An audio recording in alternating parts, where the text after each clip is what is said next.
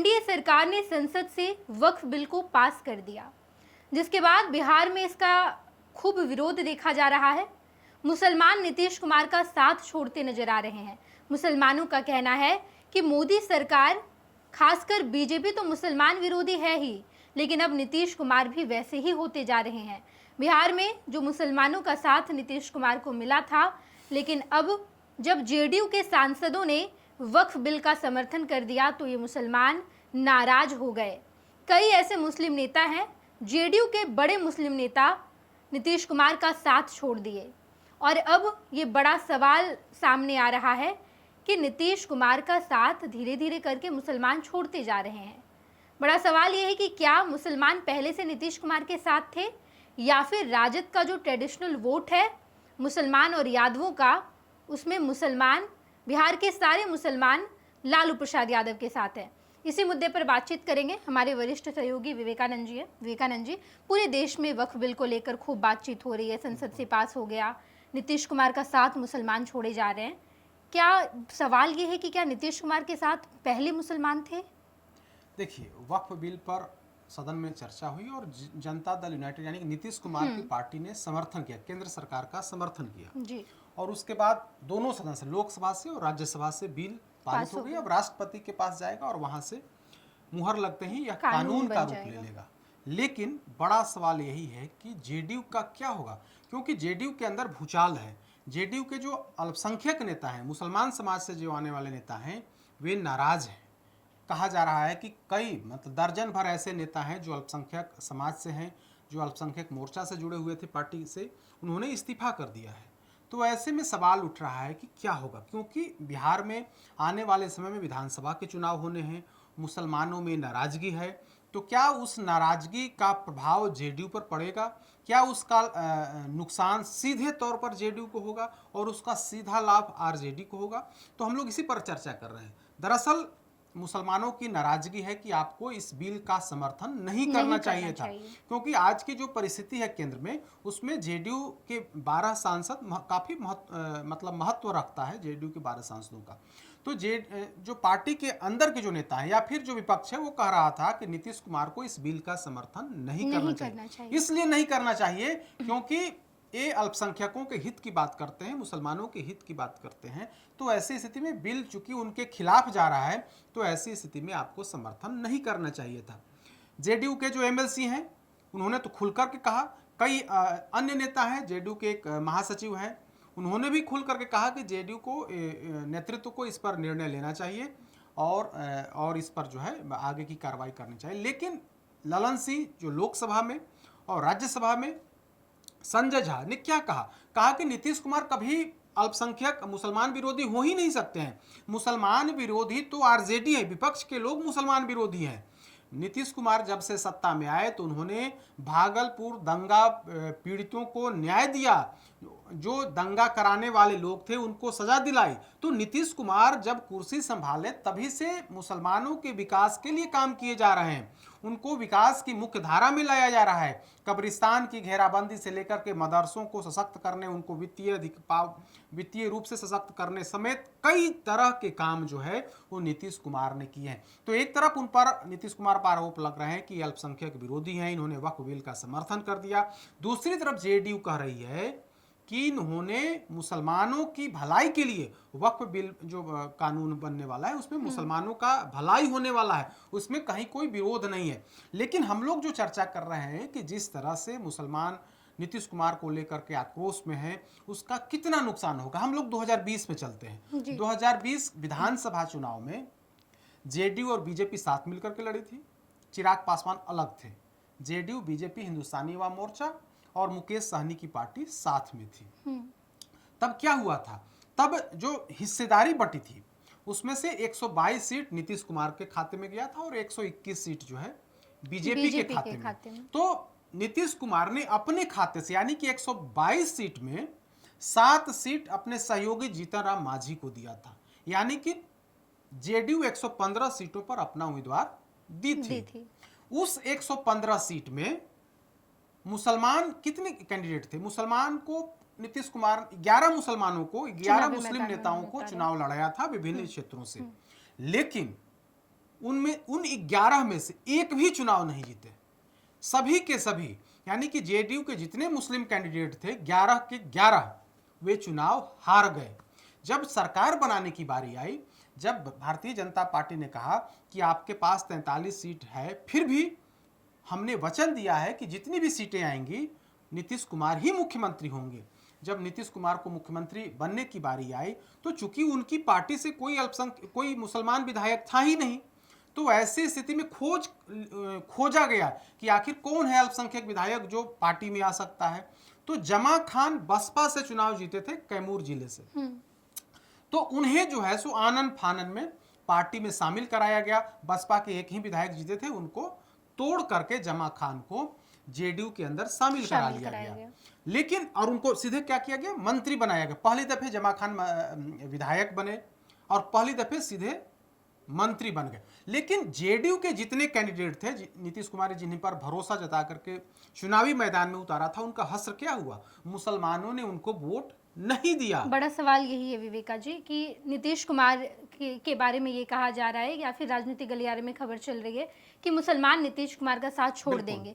लेकिन 2020 का जब हम लिस्ट निकाल कर देखते हैं, 11 कैंडिडेट नीतीश कुमार ने चुनावी मैदान में उतारा और वो 11 कैंडिडेट हार गए। यहाँ भी मुसलमान ने नीतीश कुमार का साथ नहीं दिया। देखिए सिक्टा, हम 11 उम्मीदवार के नाम बता देते हैं। 2020 में सिक्टा जो नीतीश कुमार के करीबी मंत्री हुआ करते थे, खुर्शीद उर्फ फिरोज अहमद, वे भी चुनाव हार गए। वो मंत्री थे, वे चुनाव हार गए, मंत्री चुनाव हार गया। शिवहर से सरफुद्दीन को उम्मीदवार बनाया गया था, वे भी चुनाव हार गए। अररिया से सगुफ्ता अजीम चुनाव हार गए। ठाकुरगंज से नौशाद आलम जो किशनगंज जिले में है, किशनगंज जिले में ठाकुरगंज और कोचाधामन दोनों के दोनों कैंडिडेट वहां से चुनाव हार गए। जो यह इलाका है वो अल्पसंख्यक बहुल इलाका है। अल्पसंख्यक बहुल इलाकों में भी जेडीयू को मुस्लिमों ने वोट नहीं दिया। तभी तो ठाकुरगंज से नौशाद आलम हार गए, कोचाधामन से मुजाहिद आलम हार गए, अमौर से सबा जफर हार गए। अमौर सीट से जेडीयू ने सबा जफर को उम्मीदवार बनाया था, लेकिन वे चुनाव हार गए। उसके बाद दरभंगा ग्रामीण फराज फातमी वहां से उम्मीदवार बनाए गए थे, वे भी चुनाव हार गए। कांटी से मोहम्मद जमाल, वे भी चुनाव हार गए। और कांटी से आरजेडी से अल्पसंख्यक के ही एक कैंडिडेट थे, वे चुनाव जीत गए आरजेडी से। मरहौड़ा से अल्ताफ राजू, महुआ से आसमा परवीन, डुमरांव से अंजुम आरा, ये तमाम लोग थे जिनको जेडीयू ने चुनावी मैदान में उतारा था, मुसलमान जान करके उतारा था कि मुस्लिमों की प्रतिनिधित्व होना चाहिए। 115 में 11 लगभग 10%, लगभग 10% टिकट जो है नीतीश कुमार ने मुसलमानों को दिया था। लेकिन एक भी कैंडिडेट जीत नहीं सके।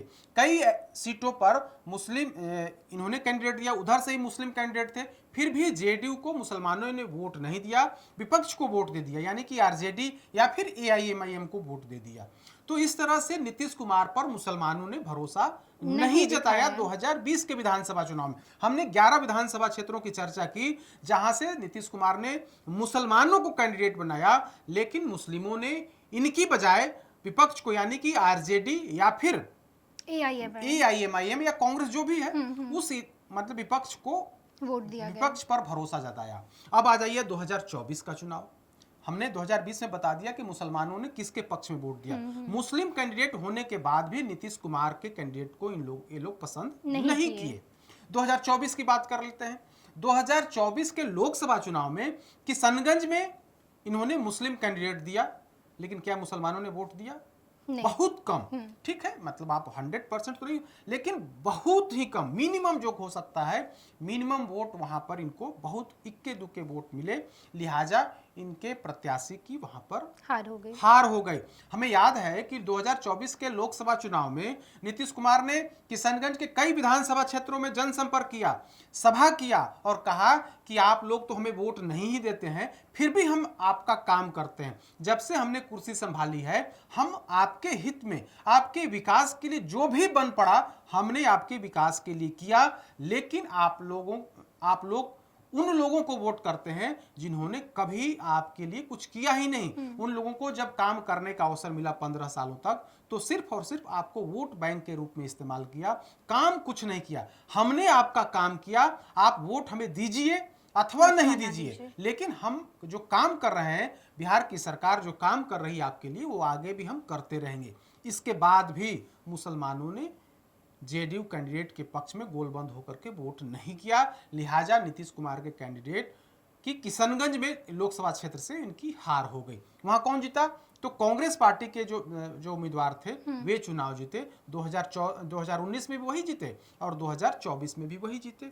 तो जेडीयू की वहां भी हार हो गई। अब 2025 है, तो नीतीश कुमार को और जेडीयू नेतृत्व को लगता है कि भारतीय जनता पार्टी के साथ रहने से मुझे मुसलमान वोट नहीं करेंगे। लिहाजा इन लोगों ने खुल करके, ललन सिंह तो कुछ समय पहले मुजफ्फरपुर में कहा भी था कि मुसलमान वोट नहीं करते हैं। जेडीयू के कई बड़े नेताओं ने कहा है कि मुसलमान हमें वोट नहीं करते हैं, जबकि हम भारतीय जनता पार्टी के साथ रहते भर में, भाजपा के साथ रहते भर में हमने सभी कब्रिस्तानों की घेराबंदी करा दी, मुसलमानों के हित में मदरसों का सशक्तिकरण किया, मदरसा शिक्षा में वहां पर हमने वित्तीय उनको सहायता करी, कई तरह के काम किए। तो हम भारतीय जनता पार्टी के साथ रह करके किए हैं, लेकिन इसमें बीजेपी ने कहीं कोई रोड़ा अटकाने का काम नहीं किया। लेकिन हम बीजेपी के साथ हैं, इसलिए मुसलमान हमको वोट नहीं करते। यह दर्द जेडीयू के नेताओं को हर बार हर चुनाव में सालता है कि भाई हम आपके लिए काम करते हैं, लेकिन आप वोट देते नहीं हैं। इस बार 2025 का चुनाव है, तो जेडीयू नेतृत्व को लगता है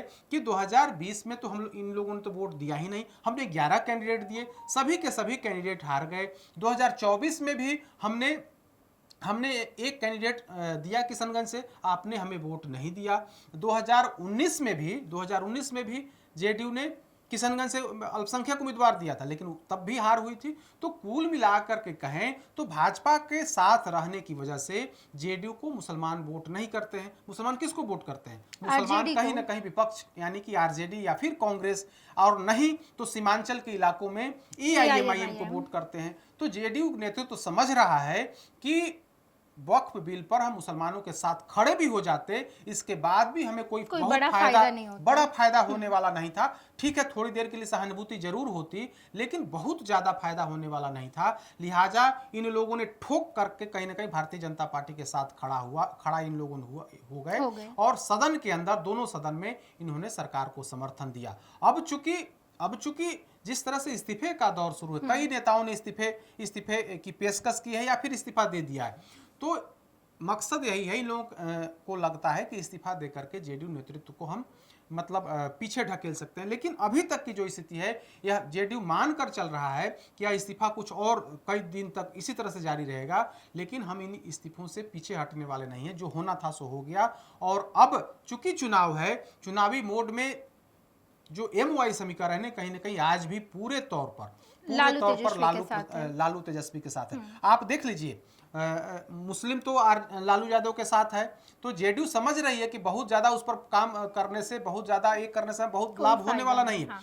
बीजेपी भी यही सोचती है, बीजेपी यादवों को लेकर के सोचती है कि बहुत ज्यादा हम उनको सम्मानित करेंगे, संगठन में बड़ा पद देंगे, कैबिनेट में मंत्री बनाएंगे, तो बहुत ज्यादा हमें लाभ होने वाला नहीं है। कुछ चुनिंदा जगहों पर लाभ हो सकता है, लेकिन पूरे बिहार लेवल पर कोई लाभ होने वाला नहीं है। लिहाजा बीजेपी नेतृत्व यह सोच करके चलता है कि यादवों को ज्यादा बढ़ाने से, यादवों को ज्यादा भागीदारी देने से वोट मिलना नहीं है। लिहाजा दूसरी जातियों पर फोकस, यानी कि चाहे वो बीजेपी हो, चाहे वो जेडीयू हो, पिछड़ा, अति पिछड़ा पर फोकस किया जा रहा है। इन लोगों पर फोकस करके इन लोगों की कोशिश है कि ज्यादा से ज्यादा वोट जो है हम लोग इकट्ठा कर लें, ताकि माइनस एमवाई का जो पूरा वोट है जेडीयू बीजेपी को, बिल्कुल जेडीयू बीजेपी को या फिर पूरे एनडीए को मिले। बिल्कुल विवेका जी, इस तमाम मुद्दे पर हमने बातचीत की। जिस तरीके से नीतीश कुमार के तमाम सांसदों ने वक्फ बिल का समर्थन किया और उसके बाद बिहार में जेडीयू के मुस्लिम नेता इस्तीफा दे रहे हैं।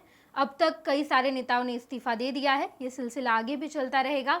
लेकिन जेडीयू ये मान कर बैठी है कि मुसलमान ना तो पहले हमारे थे और आने वाले समय में भी हमारे नहीं होंगे, तो मुसलमान के पीछे ज़्यादा काम करके या फिर उनके लिए ज़्यादा एक्स्ट्रा एफर्ट लगाने से कोई बड़ा फायदा नहीं होने वाला है। पनोरमा ग्रुप, जो सोचता है वो करता है। आपके अपने सपनों का आशियाना।